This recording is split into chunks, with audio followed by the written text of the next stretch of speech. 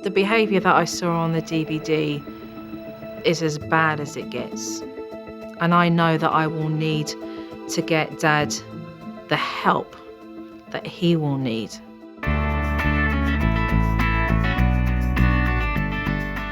Phil, Joyce Pastor, nice that you've called. Meeting up with Joyce was incredibly good for Phil. Joyce was really nice. She was just real soft-spoken, somebody that, you felt like you could talk to. We have a program designed to target these kinds of problems. I want you to be able to look yourself in the mirror and to be able to say, I want my daughters to be able to marry a man like me. I thought it would be very good for Phil to actually see and speak to a man who had completed the course. And so I had William meet up with us. Will is a man I've worked with on these issues who is brave enough to do this and take a look at himself. I would say things it's like I wouldn't think of twice about saying it. Now I really watch what I say and just really try to treat people the way I want to be treated. Sometimes it's like we just accumulate and create a habit that sometimes we just can't get rid of that habit, and we just kind of stay in that rut. It's kind of like driving a car on a dirt road after a while. It's like you just take your hands off the steering wheel. Well, sometimes it's like you got to get yourself out of that rut. This does get to be dangerous. I have worked with men who have never thought they would do this, but have killed their partners or killed even their children.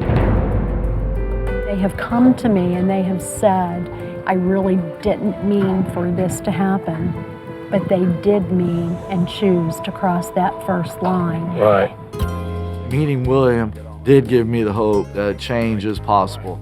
All I got to do is put my mind to it and do it. I'd like you to make a promise that from this day forth you will stop calling names and that you will never raise your hand in a hurtful way. Oh yeah, you have it. You have my Okay. commitment. You have my word. Okay.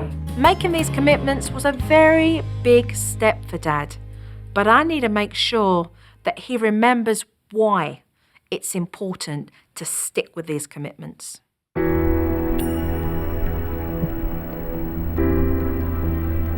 There is a lady here that I'd like you to meet.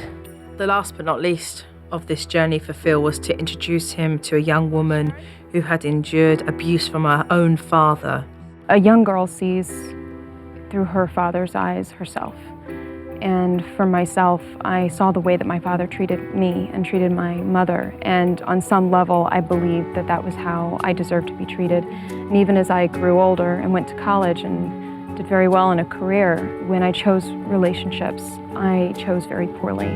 And I ended up being in a relationship with a man who was emotionally and verbally abusive.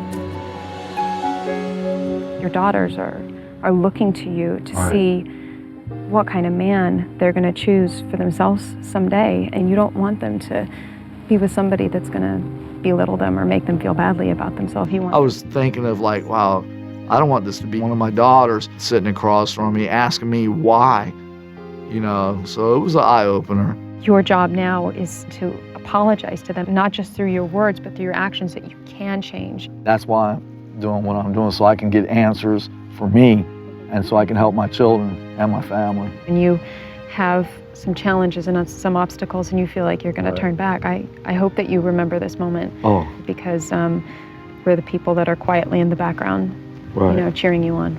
I appreciate it. Thank you. Thank you very much. Thanks. It made me feel good to know that, okay, I can remember her if I have that situation come up, that'll help me say, stop.